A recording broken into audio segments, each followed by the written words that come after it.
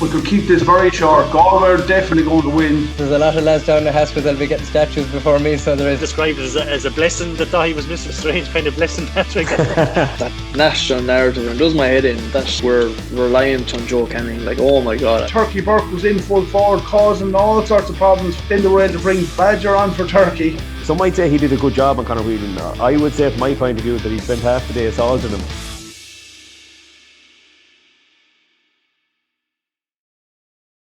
Right, well, the league is over. Fantastic couple of weeks for Galway. Looked upon as many as a league that didn't really count for much, but equally when you come out with it as giant champions and potential overall champions, if we are to meet Kilkenny in a few weeks' time, certainly we won't look back at it in that regard. Great way to end it last week, of course, beating Cork down in Páirc Uí Chaoimh. When you consider the group that we were in with the Munster teams and Westmeath, to come out with 4 wins and only the one defeat to Tip, I think it's been a hugely successful league. David, you were down there in Cork the last day, cracking way to finish off the campaign. Nothing easy about it. We knew Cork were going to target this game as their last major prep game before their Munster semi-final against Limerick. And in fairness, they came out in that mould in the first half, and Galway had to overcome some serious adversity, trailing by 7 points just after half time. And in fairness, once they hit their stride thereafter, it was hugely impressive and a great win. That's for sure. And second time in 2 weeks as well that they had to come back from 7 points down. So which is great sign. Like as you said there, it's coming back in adversity and a great show of resilience, which is, maybe we're constantly beating that drum maybe 10 or 15 years ago. It mightn't have been there. They might have wilted away, and instead of coming back, they might have got beaten by 12 or 15 points down there, which would have really put a damper on the year. But I couldn't agree more with you. I think it's been a near perfect league for Galway. That maybe last 10-15 minutes in Tipperary aside, I think it's it's shown that probably Galway are number one contenders to Limerick. I think in everyone's eyes at this moment. I think we've got a lot right during the league. We've experimented, but we needed to experiment. With the management haven't been afraid to try and test new things, as we've seen with Joe in midfield, Diet centre back, McInerney at 3. We've seen a whole host, Adrian Toohey at wing forward.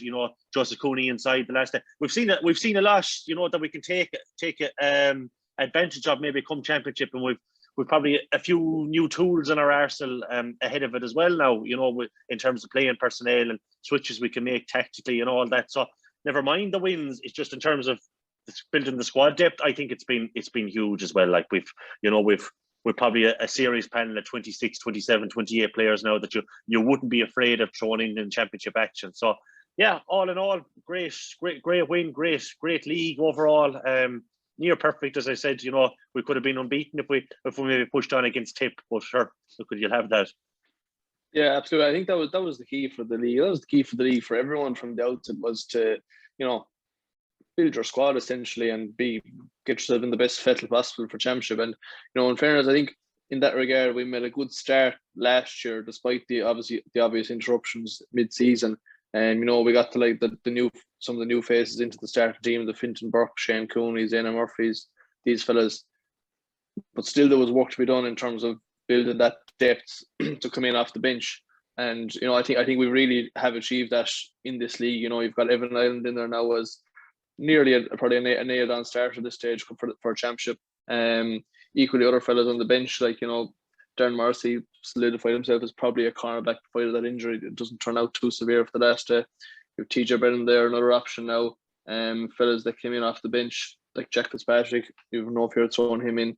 Niall Burke, a welcome return to form for him this league. Again, came on, did well the last day, which was great to see. Jason Vinner, decent cameo. You have Jam Mannion, another option there now as well. And that's just to name some. There's more there as well.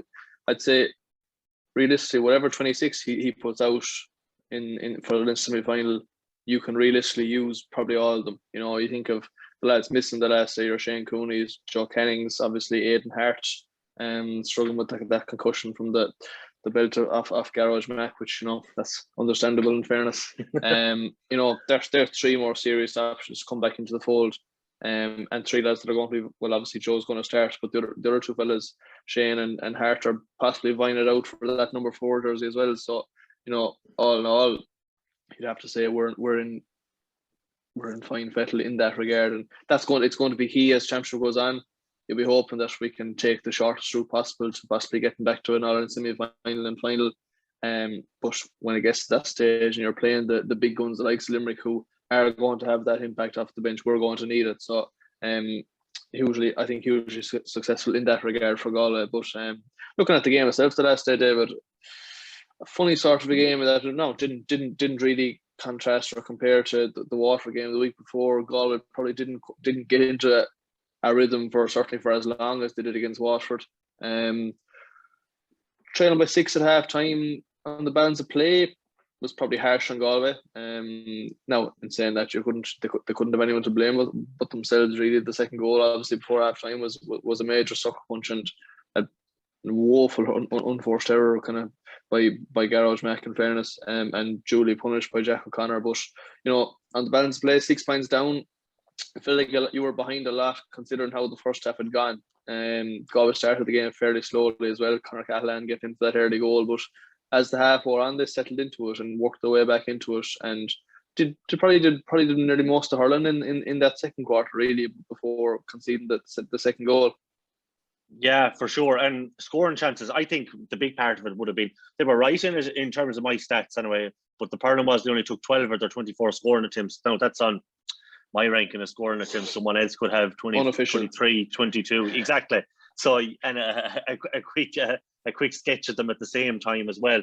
No, I thought they were well in it. I agree with you. I thought 6 points was hard, but they had played into a bit of a wind, and there was down on pitch side and down around midfield there was a stern enough wind, and we saw that with some of the first half shoot. Like I think Evan Island's first free, he didn't judge it properly at all and dropped short, like it was well short as well at that point. So things like that would kind of tell you that maybe the wind was a bit stronger than we thought. Now it was baking, it was nearly 30 degrees in Cork as well at the same time, so it was unbelievable. And then you were coming back towards Galway, and it just kept getting duller and darker the whole way along. So you were thinking, geez almighty, is this the way it is all the time? But no, it just in terms of we were very much in. I think we created more scoring chances than Cork in the first half, despite playing against the wind. I suppose one aspect with it, like we won't play any team like Cork other than Cork the way they play. Like they just want to keep possession, go through the line every single time. It's very rare they go along. So for tactically, it would have taken us a while to adjust because we wouldn't have faced anything like that before. So that's probably another aspect to think of. I thought, to be honest with you, I thought our full back line was under awful pressure in the early stages, particularly in the first half. They did settle, they did grow into it. I thought TJ and Mac had a tough time of it. Now, in fairness, I will say the ball coming in was of the highest quality, which you would expect from Cork, which probably need to be doing a small bit more defensively. Like, there's a couple of ones, Horgan spun Mac, I think, was it O'Connor, who was on, was it O'Connor or Kingston? I think it was O'Connor that spun TJ for the first point, for his first point before the goal as well. So there was just small examples of that. Just that we're a bit open at the back, we're a bit loose, or our pressure on the ball or our pressing up the field probably wasn't what it needed to be either. So Cork will punish it when that comes. But I agree with you wholeheartedly. The second goal was a bit of a killer. We would have been fine going in 3 points down. You would have thought, geez, yeah, we'll probably kick on here and win this now, just the way how it was playing, provided we kind of get our radar back on track. But the second goal, you're thinking, oh Jesus, is this one of these days now? And you're looking at the scoreboard elsewhere, and you're seeing Tipper a point up, and you're thinking it's not too bad. But that changed around as well. But all in all, they managed to find their feet pretty well. And I think in the second half, they demolished Cork. Very little scores in play. I think they'd only 1 point from play, Cork, in the third quarter. I think they were heavily reliant on Horgan frees. I think Paul O'Dwyer was fairly generous with a couple of them. Like they were, very much a borderline to that's been generous, in terms of what he offered Cork. So yeah, no, they kind of grew into it. But as I said, Cork will pose a different test to anyone else in Championship. So it's probably one of these ones that you need to adjust. You need to kind of find your feet, and then Galway management again. In fairness, that tactically they made the moves that reaped dividends. We saw Joseph Cooney going inside in a 2-man inside line with Brian Kincannon. I think they notched over 4 points between them in the first half, and You know, you had other couple of switches around the place as well. Then, like, you know, so like say, I think Whelan popped out to wing forward for a while, and then he came back in centre forward again, and you know, just kind of minute things that Galway seem to find their feet at, and from there, then once they kind of found their feet, Cork really had no answers. Yeah, absolutely. And I think certainly that what you're saying about, you know, they're taking that time to adjust and get used to Cork's setup and their style of play. That's certainly how it transpired and how it played out. Certainly on the television screen, and that, you know, Galway were slow to the blocks and Cork looked much the sharper and much the better team really in the first kind of 10 minutes or 15 minutes. And you know, at the same time, Galway shooting again let them down in that period as well. And they notched up a nice few wides in that stage. I think Cahill again, you know, probably nearly what you would say nearly the most accurate man in the team, had a hatful of wides again last weekend. But no, he's getting all of his system for championship in fairness, which is the way to do it. But he didn't do too bad afterwards either. We'll let him off. Like, you know, he settled all into right. it. Like, Yeah. But that second half, the game it echoed the Tip game, I thought, in some regards, in that, you know, Galway obviously were well off early on and fell well behind, and then fought back and got back kind of in around parity in that. And they struggled on for a while, like after Whelan's won second half, couldn't kick on from there. Cork stood with them. But crucially, the third goal came, and from there, unlike against Tip, Galway were able to kick on for a finish. And finish the game out strongly again, which is a really good sign of them going into championship. Yeah, I think a big point of that was we got a lot more from our bench this time round than we did against Tip as well. Our bench didn't perform against Tip, and we're probably, you know, we were at a point against Tip in particular where that maybe at the end of the third quarter, it looked like we were going to kick on and we were going to win the game, but we made a host of changes, and to be honest with you, very few made impact. I think Evan Island aside, I'm just thinking back and who was there that day. I think we very little change out of the lads we brought on. So yeah, no, I think as you mentioned it already, we got a huge impact off our bench. I think the adjustment of moving Cahill to centre forward at that point then, with David Burke eventually came on in midfield, I thought that was a hugely impactful moves. David Burke really grabbed the game by the scruff of the neck. He nabbed a point. He seemed to be popping up almost everywhere. Really, he was kind of moving forward and into space. The Cork weren't really tracking his runs. He had a huge impact, as you said. Niall Burke had a decent show, and Jason Flynn showed up well. He nailed a very important free as well, which probably would have done his confidence the world of good. So we just had this. I think out of Galway's last 4 points, I think 3 of them came from subs as well. So, you know, that's a good sign to get from your bench in terms of impact, you know, and kicking down the home straight on a warm day when, you know, legs are going to be tired. Cork, you know, they do a lot of running with the ball. They do they're mostly running 20-30 yards before popping it off. So you're going to eventually tire out when you do that. Whereas probably Galway let the ball in a bit quicker and probably save the legs a small bit as well. So that might be another counterpoint to it. But yeah, no, you're dead right. It was Cahill's goal that really sealed it at that point.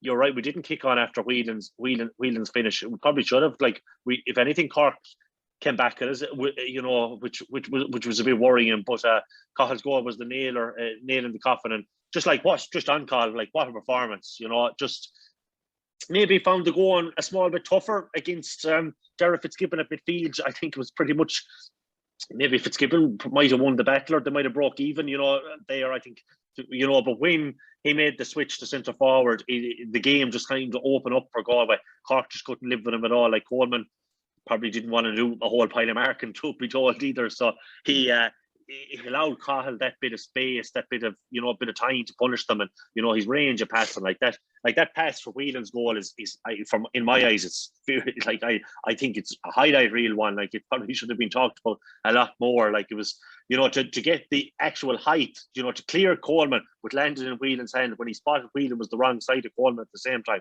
Like, outstanding, you know, just that contribution and that skill set that he has that no one else has. I doubt many even have it in the country, never mind the county. And, you know, we're blessed to have him. And when you have Cahill, Brian Kincannon, Conor Whelan firing, you know, will be, you know, you'd imagine we'll be there or thereabouts as well come championship, which is hugely encouraging.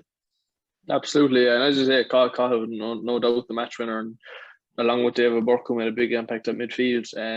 they kind of turned the game really in the second half in many respects. And it's an interesting one in that, talking about Cahill there, and we were saying that sure Cahill's our nailed on midfielder, and we're looking to find a partner for him come championship, and then he's not having the desired impact in midfield, and it's the switch to centre forward that changes everything.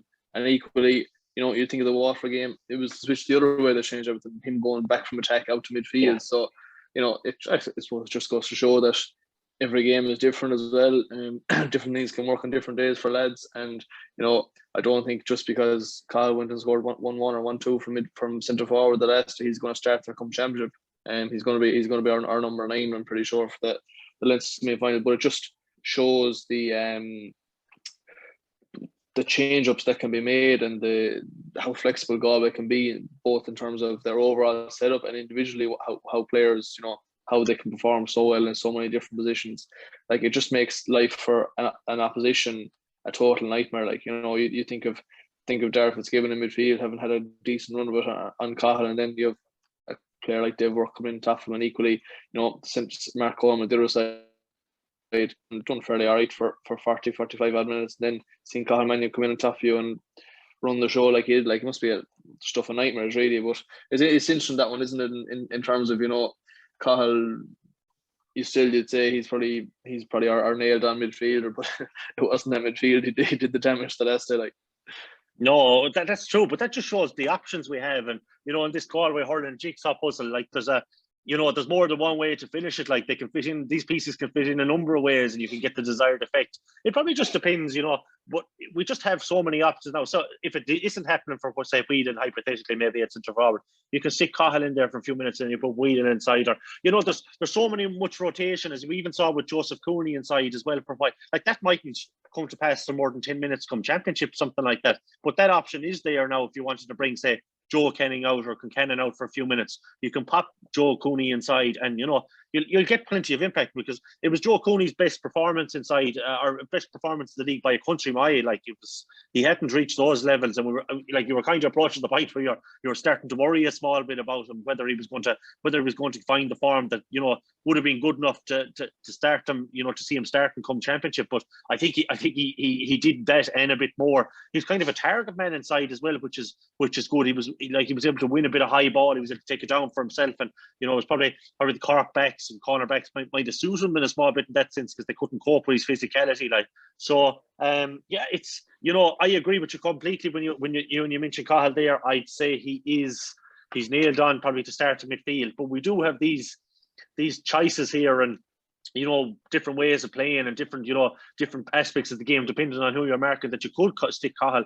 potentially back in there and cause them the world of problems. Like, you could have, we saw last year on Declan Hannon, Cahill was having a fine game before his injury. It's not the type of player that Hannon would really like. He'd probably prefer more of a Whelan, that'll kind of be more in an out and out forward. Cahill could go roaming, so you have that choice there as well. In terms of, it'll be interesting to see how they line up against Dublin or Antrim now, but you could have something completely different in the following day against likely Kilkenny, but possibly Wexford as well. Yeah, absolutely. Yeah, and I guess you touched on Joseph Cooney there, and a very welcome return to form for him. You could see in the kind of the shots he had been missing. You think of the tip game, he had a couple of wides that they were all points that a confident and a fully firing Joseph Cooney would have scored in his sleep. So it's great to see those shots going over the bar for him the last day. And probably, I'd say, nailed down his spot for championship. Equally, I thought Nyland too. Brilliant point from play in the first half. Nailed his frees thereafter, and he just looks very comfortable at that level. Without standing out as one of the best men in the field the last day. He just looked very comfortable out there and had a decent game, I thought. And then obviously Concannon and Whelan are the standouts again in terms of what they continue to contribute. And you thought, lads, they're doing it in different places as well. Concannon inside again the last day, but not as easy a day probably to be an inside forward as it had been against Water in terms of the supply coming in. Certainly wasn't of the same quality or quantity as it was the week before. And Conor Cooney as well. Funny in that, his involvement was much more minimal compared to previous games. But in fairness to him, while he's had huge involvement in a lot of games, his return from those involvements hasn't been always been what it should be. But the last day contributed 1-1 from I'd say a handful of possessions is all, including a brilliant point along the sideline in the first half. And again, a decent showing from him, and you'd be hoping that brings him on another bit and gets him into a bit better of a place come championship. So overall, in that regard, our attack is looking fairly healthy heading into championship now, isn't it? Yeah, and you'd imagine there we were kind of chatting beforehand, and you'd think you'd nearly have the sixth picked just on the basis of the way things planned out over the last week or the last 2 weeks. We'll say, yeah, I agree with you. Mighty to see Joseph just finding a bit of form, a bit closer to goal, making those shots a bit easier as well. He was kind of stationed in there, so it made things maybe once you get one, he's kind of this fella that'll probably the confidence is soar all of a sudden, and he realised I can get a bit of change out of these Cork lads, and that's exactly what he did. In terms of Kilkenny, yeah, I'd agree the supply wasn't as good. Some of the ball coming in was decent enough, but I suppose if you were to judge him very harshly, you think he didn't have as good a game, but he still finished with 4 bloody points. So that'll tell you the level of threat and that Brian Kincannon has at the moment. Just and the form he's in. These players are just nicely building towards championship, aren't they? We're just kind of nicely simmering. That you could explode a day come championship. You'd be hoping if all these lads click at the same time. You mentioned Conor Cooney there. I think he's hurling the best he has in a long time. I think last year he kind of he was more of a hard working wing forward. He seems to be, and he was maybe probably when the shots came around, maybe he was a bit tired, or he was covering a serious amount of ground that maybe he wouldn't do in the club game, or he might have done in years previous. And you're a bit tired of taking on those shots, which at times, and he was. He was snatching at them a small bit too because confidence was down. But I think you're dead right. I thought he had a decent game with the limited possessions he gets. I don't think there was too much more positions he could have probably won, to be honest with you, because any quality of pass coming in, wasn't more than a 50-50. But yeah, to nail the goal as well, he might have got a bit lucky with it. All right, that the connection eventually bounced off the ground and up over Patrick Collins. But again, just for confidence wise, good to see him, chipping in with a goal. A point. That point, as you mentioned, down around the sideline, first class, made by Whelan. He's coming off the shoulder just at a bit of space, and to take that on the run, from that angle, it just shows the skill set that Conor Cooney has. If you have Conor Cooney, Joseph Cooney, Joe Kenning, Evan Niland, Brian Kincannon, Conor Whelan, these lads firing come championship, you're going to cause a lot of headaches for any defence that we face. There's so many game changers and match winners there, potential match winners. Just overall. On Ireland, I think you could count on one hand the amount of positions he had in his hand, but he's just so intelligent with the ones he actually did get. He had these lovely low centre of gravities. He shimmied onto his left for one in the first half. Delightful score. He's pretty much, almost perfect from frees outside that first one that he seemed to misjudge. But kind of gets his grips with the win. So, we looking, you mentioned it there. We looking fine fettle ahead of championship and attack at this point. And we have options off the bench. You have the usual Niall Burke, Jason Flynn, who else? Jar Mannion. There's a few more that probably are just escaping my mind at the moment. But just an array of options there, and threats in attack. Kevin Cooney would be another one who did himself no harm during the league as well. So definitely we've. You'd be hoping now that maybe someday come, Leinster final or maybe an All-Ireland semi-final or even All-Ireland final, that these lads click, and you could potentially be a very devastating effect if they do. Absolutely. And talk small about the setup on the day. I guess the attack was the one which was a bit less orthodox than how it would have been named. The back seemed to be fairly lined out as selected. So obviously the couple of changes, the obvious ones were the likes of Cathal Mannion going to centre forward in the second half with David Burke when he came on midfield, and just what other ways did it develop through, because we had Joseph Cooney inside at times, as you suggested, Conor Whelan moving around a bit. So how do we line up, and how do things kind of evolve as the game went on? For the most part, there was heavy rotation, just inter-county forwards at the moment. It's, you look 1 minute they're centre forward, next thing they're in the corner. It's for the most part in the first half, it was Joseph Cooney and Brian Kincannon as a 2-man inside line. It started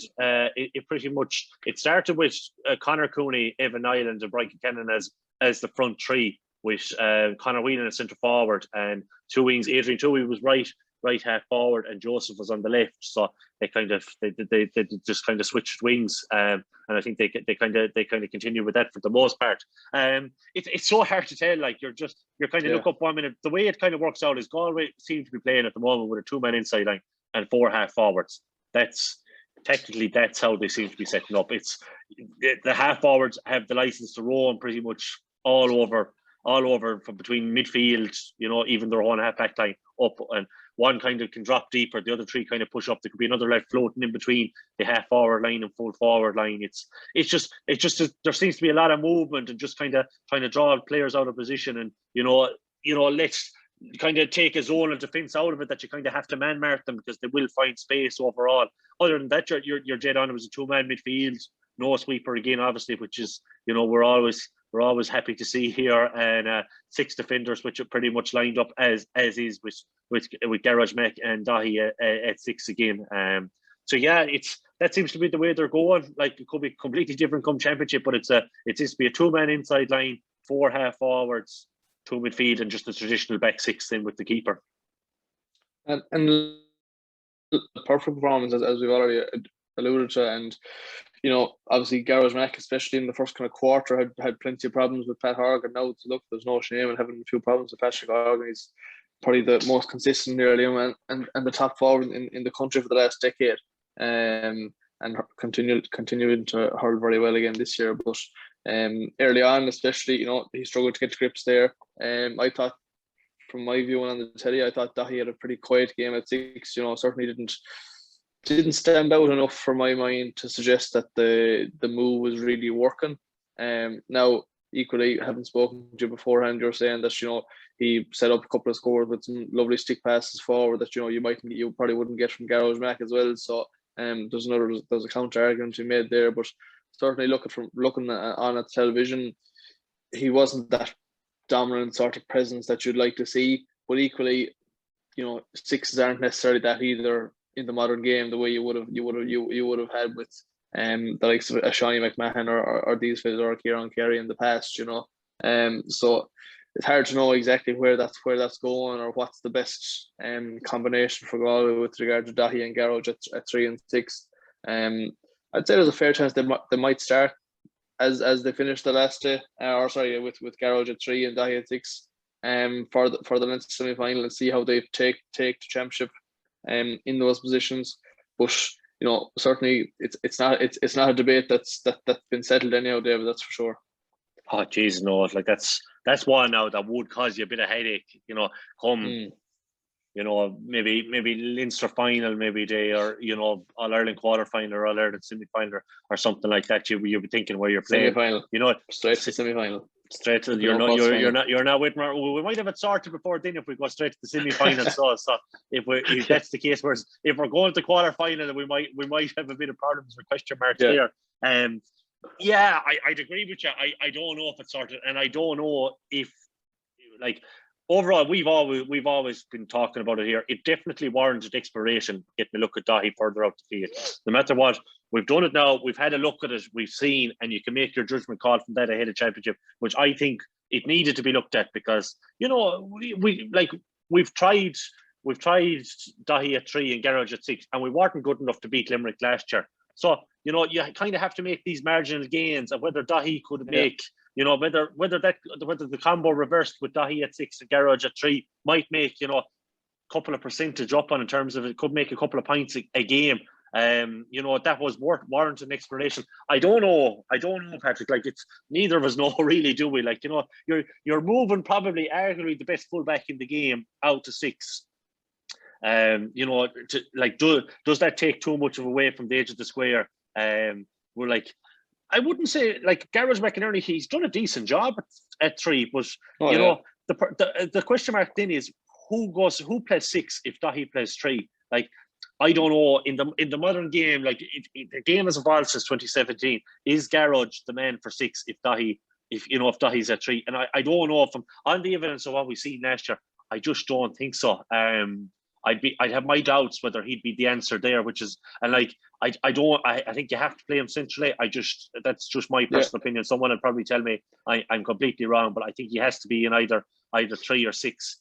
So like, it's still there. The debate is still there on Dahi at 6, and it probably was a bit harder to see in the telly. Like, teams aren't going to rain ball down on him, and Cork in particular are never going to rain ball down on him. So like, maybe come Limerick or something like that. That would be a position that you might see him there. Like, we've seen already that Garage can do a fine job on Seamus Flanagan. So that's I'd have no issues there with that whatsoever. Just on Dahi's range of passing, I think he just directly set up 3 points, if not 4. One was a long burst up the field, and he laid it off to Buchanan when he had the point on himself. He probably just got a bit of a nosebleed when he headed up that. He hasn't been up that far in the field since maybe club championship last year, or in a Corofin run in the football. He was actually probably a bit too selfless in that way. He probably should have popped it over the bar himself, because the scoring opportunity was on. He gave it back to Buchanan, and sure, there was no mistake anyway. But just in terms of his passing, he does add this extra element, which, and no disrespect to Garage McInerney, but that he just has that extra ray of stick work that Garage just doesn't have. He can land the ball, a lovely, 30, 40 yard stick pass down the line, just bounces directly in front of the forward and basically up into their hand and they're away. Garage probably doesn't have that in his arsenal. He's more of a man to give a hand pass, to a midfielder or a wing back, like say Finton or Porrick Mannion, or to one of the midfielders, and they have to deliver then. Whereas with Dahi, you have that aspect of where it maybe takes one pass out of it, and the defence aren't as set as they would be with that extra, that extra 5, 3, 4, 5 seconds that can make the difference in open an attack, which could possibly lead to a goal instead of a point.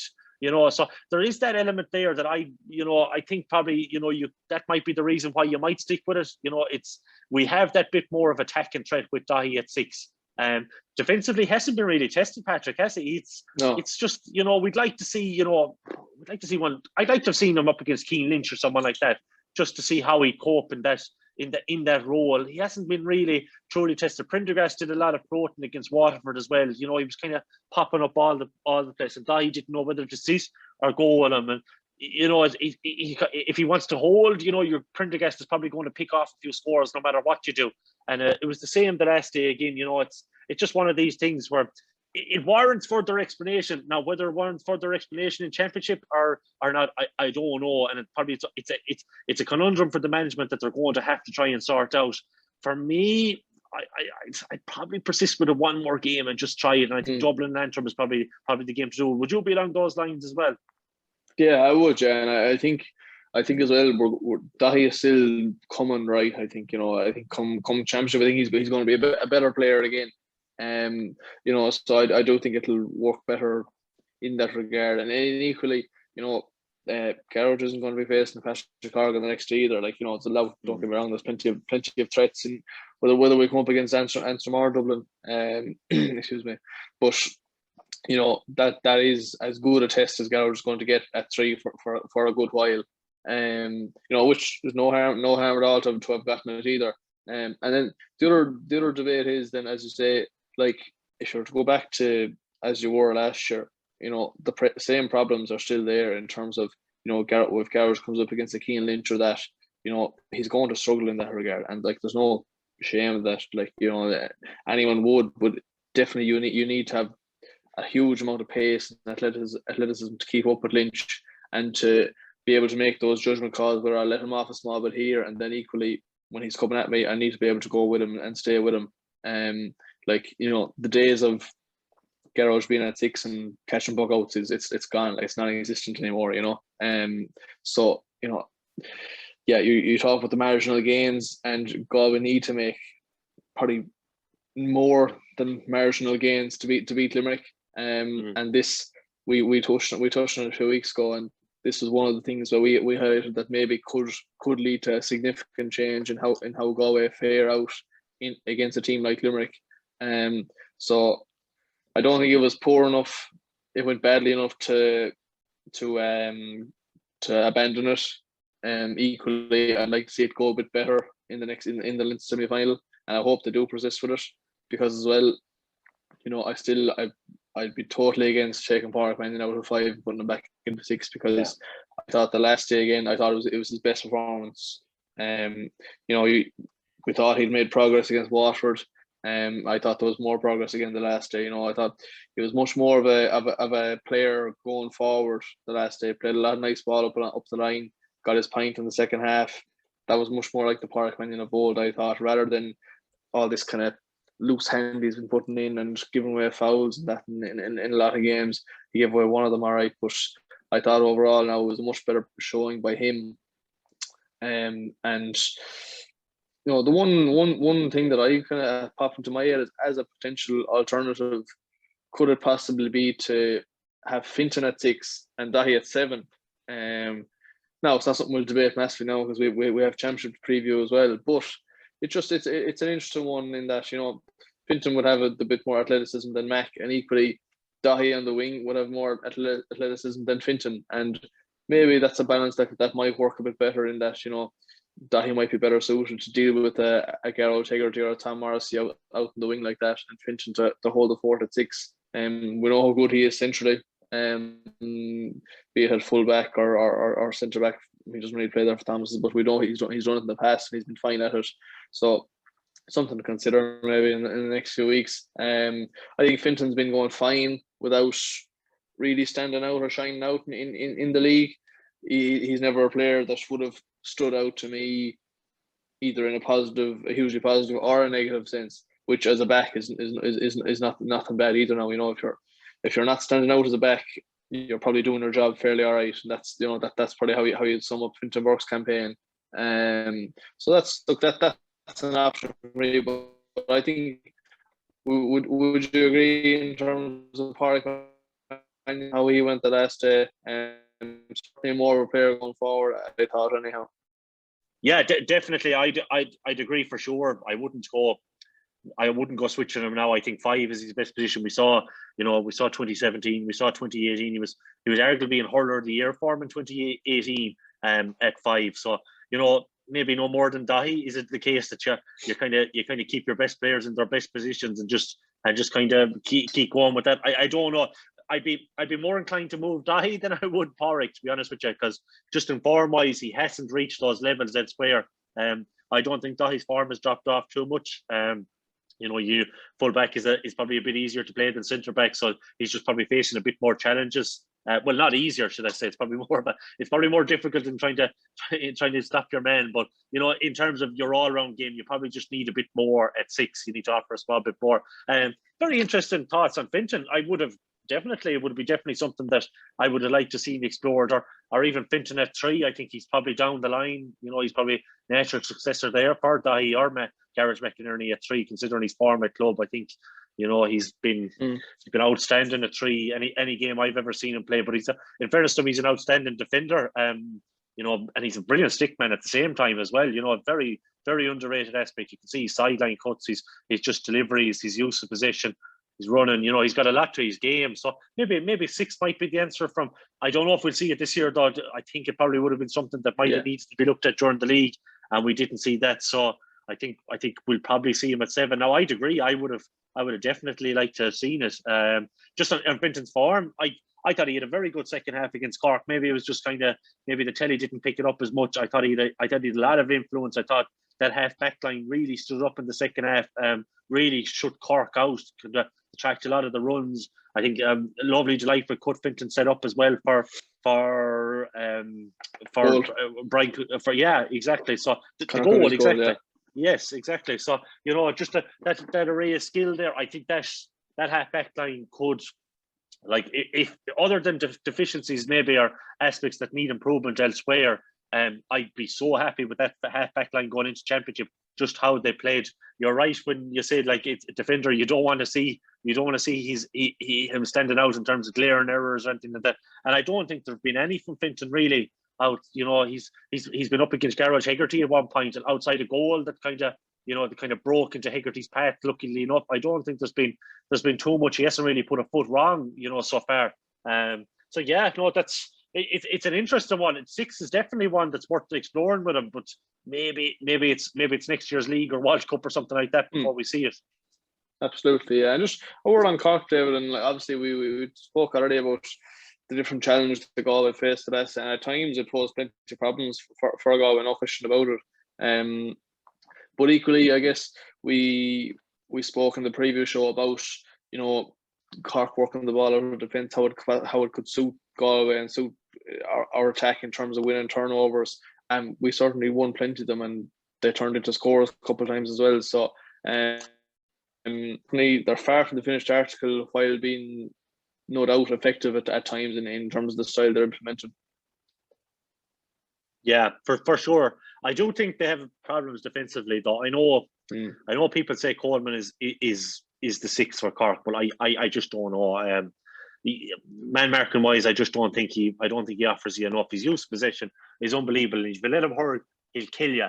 But like, the top teams aren't going to let Mark Coleman hurl because they know he's the devastating effect he can have back there. Just like, I think offensively, I think they've some talent. Like, and I must say, I was so impressed with Patrick Collins' restarts and puckouts. Like, the range of passing he has. Like, I don't think they're losing much on Nash at all, to be honest with you. I think maybe outside a small bit of shot stopping, I think your man Collins's puckouts were absolutely on the money. I think they were near perfect. Like, I think he gets so little wrong, and it's such a high pressure thing to do. Like, the little gaps in the areas he's floating balls into, and just they have to be the right trajectory, right height, right everything. You know, it's just, you know, not just a special word for him, because it's essentially his debut season. So it's, you know, like, for him to perform the levels he have, I think he'll be a huge asset to Cork going forward. I do think there's a bit of a kind of a soft underbelly to them at times, though. They just, you know, when they're not able to run it, they're not able to beat you another way, they're kind of lacking, you know, small bit of physicality. I saw Declan Dalton when he was under 21, under 20 that time. I think that this lad could offer something to them going forward, but he really hasn't kicked on, you know, in terms of attack. You know, you think he would have been a pure powerhouse in there, you know, potentially get them goals, but particularly this league, I think he's been very poor. You know, I don't think he'd be starting come championship either. They've so much hurlers though, Patrick. Like, Darragh Fitzgibbon is an unbelievable bit of stuff at midfield. Like, he's, you know, he'd get on any team in the country. He's just like the pace and, you know, the hurling ability of him, just score 4 points and play. Like, I guess that Galway team is fair going. Do I think they can win All Ireland? I don't. I just don't. I don't think they can win. However, do I think they can take out a big team like a Waterford, a Tip, you know, something like that? Maybe even a Kilkenny if they were to somehow meet come championship. I do. I think they can definitely take a scalp, and you wouldn't want to be playing them facing into a quarter final or something like that, you know, in you know, some kind of neutral venue, not Croke Park, or even if you were to face them in Croke Park, they wouldn't be the dream opposition in Croke Park, to be honest with you, because they will cause you problems and headaches, and you kind of need to adjust. And they have that goal threat, like what they scored 18 goals in 5 games, like just phenomenal goal threat there as well. Whether it's enough, I don't think they can do it consistently to put back-to-back performances together. I don't think if they were to play, you know, Limerick one week, then the following week to follow it up and beat Waterford as well at the same time, I don't think they could do it, to be honest with you. Would you be along those lines as well, or what are your opinions? Can they win in All Ireland? I don't think so either now, but I'm not writing them off against Limerick either at the same time, just based on what I've seen the last. I think they have changes to make in terms of, like, you know, like Robbie O'Flynn's going to come into that attack. Alan Kelly, probably if he gets back to full form, he'll come into that attack as well. And, you know, Harnedy, they're still looking for. Harnedy's only kind of played his first game there. The last they have him since the Waterford game, first day out. So if they get him back to full fitness, that's possibly half their attack changed pretty much straight away. And then you add in whoever it's going to be there, like Horgan, obviously, probably Jack O'Connor, in fairness, deserves a spot after Kingston. the last day. Kingston as well. Yeah. So, like, again, plenty of options there, as you say. But there are no question, there are issues. You know, things haven't changed hugely in terms of, you know, it's still Damien Cahalane at full back. You know, he has struggled at times. Not to say he's had a poor league by any means, but still they're still in the same place in that regard. You know, he was wing back the last day, interestingly enough. They went with Owen Caddigan full back for the entire game. So Cahalane was wing back. So I know he had been full back before that, all right, but it was just an adjustment that they'd made. Yeah, and again, Caddigan at full back has seen plenty of game time in previous years as well. And you know, if it was something that was that effective, he'd be nailed on there as well. So, you know, it might work some days, other days might struggle a bit. So be interesting to see. Now, I do think, you'll be worried about them physically, perhaps against Limerick, but equally, I think they have what it takes to give Limerick a lot of struggle. And we've seen how rash Limerick can be and how overly physical they can be in terms of committing fouls. And then if they have Cork lads running at them, they are likely to win a lot of frees. So it'll be interesting to see. I do give them a chance in that game. I'd love to see them beating Limerick, don't absolutely love to see it. But as regards thereafter, as you say, they could potentially go and beat Limerick and then do nothing in a Munster final. They're that sort of a team as well. So be interesting to see how they get on that. But I guess just go back to Galway before we finish up, David. And certainly people within the county would have highlighted and we would have looked at Galway as probably the second in line and the biggest contenders behind Limerick for the All Ireland. I think throughout the league we've certainly solidified ourselves as that team. I think the people around the country have really kind of taken note of Galway in this league, I think, and they've certainly I'd say that the lads down Treaty side are certainly a bit worried anyhow if we are turning to them again. Yeah. They won't tell you though. The Limerick are unstoppable according to the people you'd be reading online. So it's it's only a matter of showing up for the Limerick anyway. Sure, we'll try and give them a game. I agree totally. But we thought this last year anyway, didn't we? But we've kicked on even again. I thought we were the biggest threat to Limerick last year. I think we're an even bigger threat to Limerick now. Whether we've made these marginal gains that we were on about earlier on remains to be seen. Whether Limerick were anywhere near 100%, maybe they were doing heavy block of training all through the league because they didn't appear to be, at full flight. There was no question about it. There's a lot of experimentation, a lot of trying lads out. But then, like, can you just switch it on and all of a sudden come championship either? Like Galway, or I'd only love to be playing Limerick ASAP, before they build up a bit of momentum. And it would be great if Cork were to beat them because they're at last chance saloon then all of a sudden. There's no back doors at that point, and they're likely to have to face a fairly deep, likely to have to maybe, go on a bit of a run there over consecutive weekends as well, which is, it's not easy on the body as we've seen last year, which might have hampered Galway as well. Having beaten Tip the week before, they had to turn around and play Limerick then the following week. You mentioned early on, for sure, we want to have the clearest path going through to the All-Ireland final. So I think it's imperative we win Leinster this year. Just absolutely imperative. Most likelihood is Limerick will win Munster as well. So you'll be inviting them at the same time, which is, which would be crucial as well. The longer you can, like I'm saying that loud, but I'm saying I want to play them quickly, but the longer when they actually build up a head of steam as well, you probably want to avoid them at the same time. So, and it's probably maybe a slightly easier path getting to an All-Ireland final. Any chance you can get to an All-Ireland final for Galway, it's a great occasion. So I think we are number one contenders. I think we're ahead of Tip. I think we're ahead of Waterford. I know we were beaten by Tip, but I think we're still a better team. I think they were abysmal last weekend against Waterford in a game that they probably needed to win. Historically, I think if Kilkenny beat us in the Leinster Championship, or they get to retain this crown, they go joint top with Tip on the National League Roll of Honour. So that'll sting a small bit in the Premier as well, which we'll have no tears about here either. But anyway, it's going to be very interesting, Patrick. I'm really looking forward. I think we're nicely primed for championship now. I think a lot of players showing form. Trying to avoid injuries now is absolutely key, isn't it? Like they kind of hampered us big time last year. Darren Morris is one. I don't know what the story is. It's probably the most pressing looking wise at the moment, isn't it? There seems to be this recurrence maybe of a back. He seems to be carrying this back injury that he just doesn't seem to be able to clear up. Believe he found it, from what my understanding of things, he found it a bit hard coming off. So like that looked like it was pretty, could be a few weeks out at the very least anyway, if not longer, which is not good to see, because to be honest with you, he was probably first choice for cornerback there as well. So avoid injuries, keep this form going, keep the win and run going, and looking forward. It's going to be a great championship this year. I think it's going to be super entertaining, and hopefully we'll have a good decent amount of supporters back as well. Absolutely, I think it's great as well for teams that have had a successful league.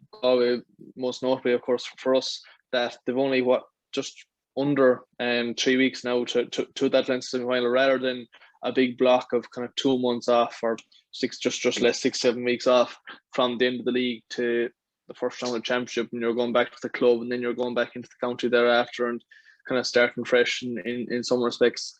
They're going to keep riding that momentum now again into the championship. Only just, as I say, just under 3 weeks to that semi-final. Remains to be seen who are playing yet, obviously, but it's good in that regard that, you know, things are just going to continue as they were, I suppose, the last few weeks. You know, there's no going back to the clubs now or anything. The same with the county. They do a good block of training for the next fortnight, and then after that you've got your last week to prepare for the Leinster semi-final. But certainly for a team like Galway who are taking momentum into the championship, it's a good way to have it.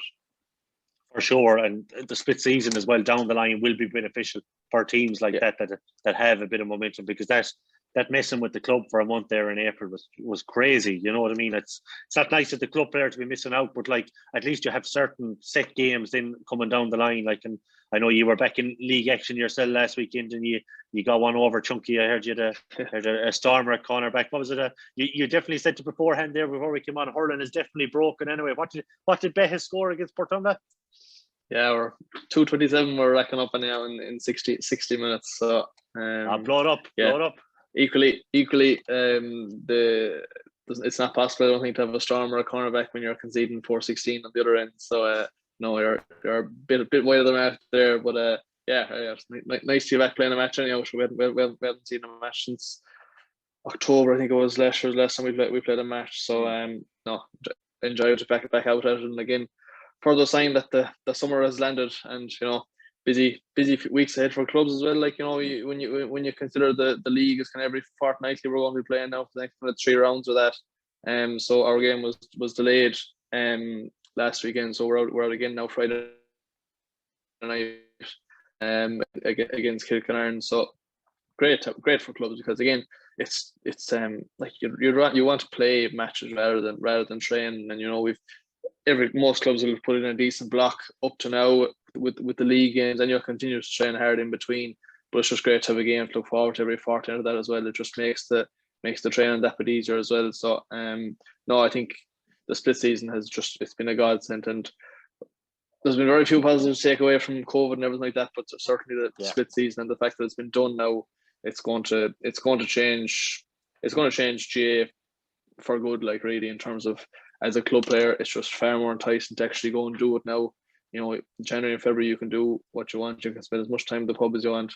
No, once things come, once the sod starts to harden a bit, you can start getting back out in the field again, and you know, run around it now in the middle.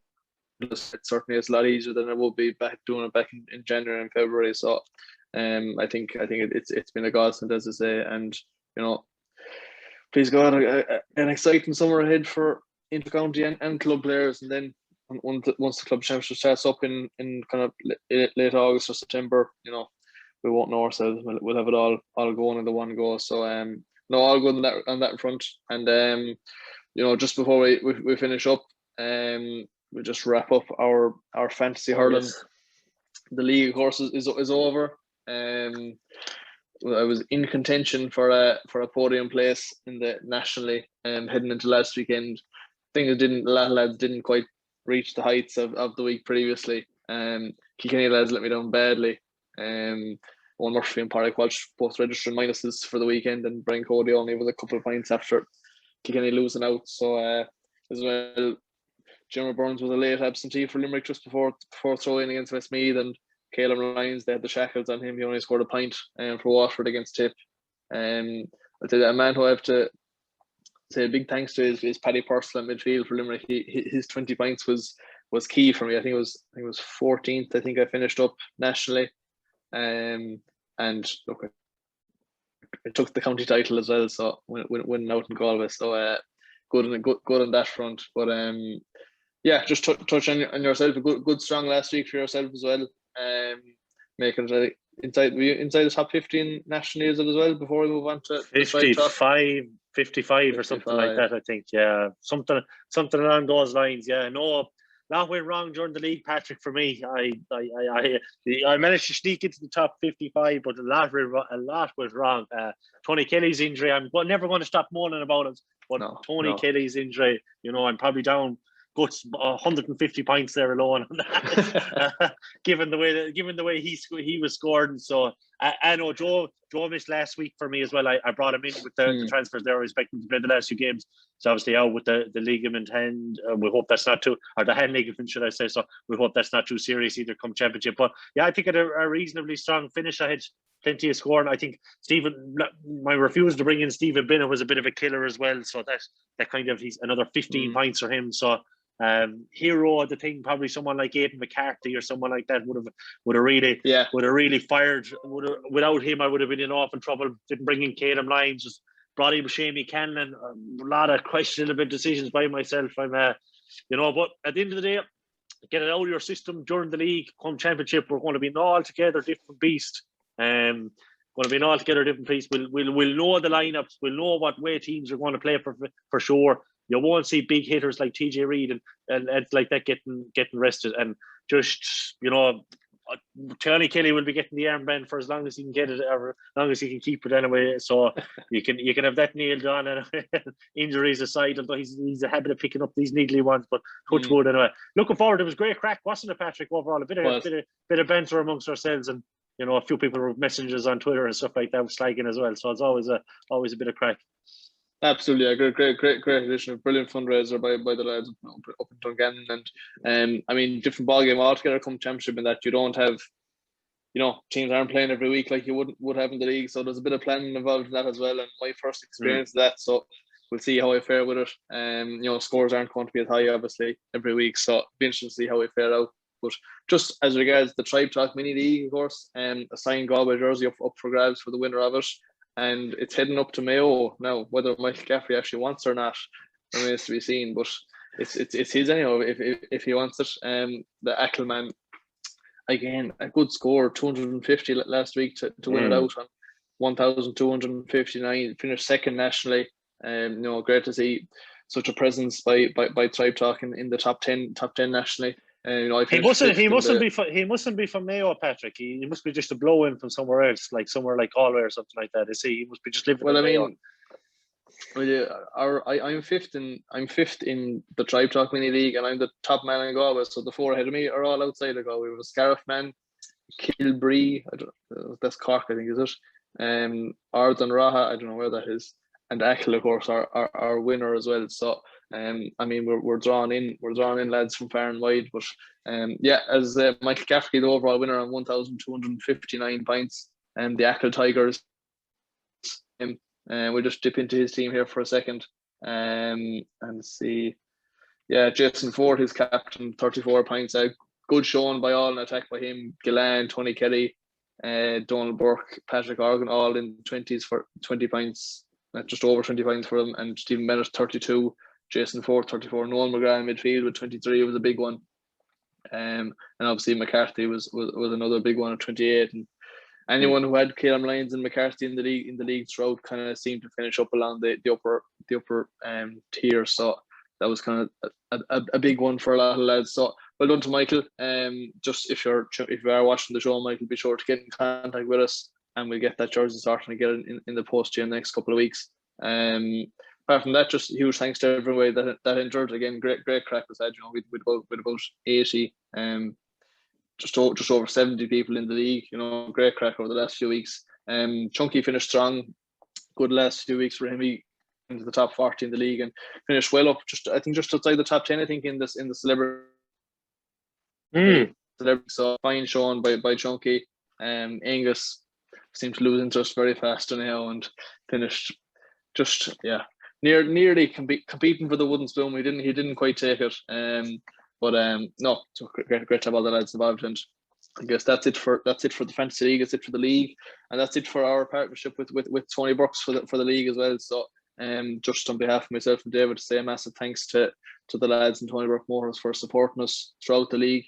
And we said it every week, but the support has been brilliant and great to have them on board. So again, we're with the 16th of June now. July is only a fortnight away, and the 2-1-2s are going to be out in force. So if you're looking for a new car, or indeed a second-hand car, head into the lads there in 20 bucks, and they'll sort you out and get you out on a nice new motor for the second half of the year. So David, that's it. Any final thoughts for the league covers before I sign off? Any words of wisdom to leave the viewers with?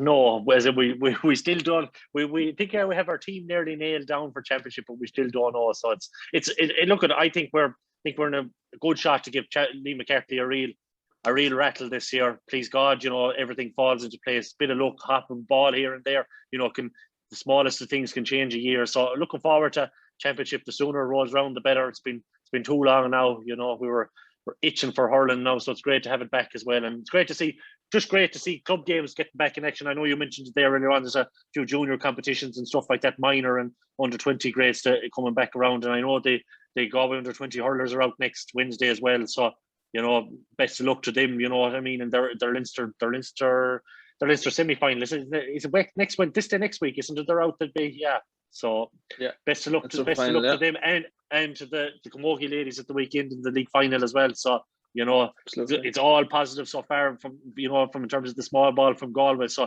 it's great to see. Absolutely. Well, good words to finish on. So we'll leave it there for our league coverage. We'll be back now in the not too distant future whatsoever with championships to look forward to. So be sure to join us then, and thanks for the support throughout the league. All the best.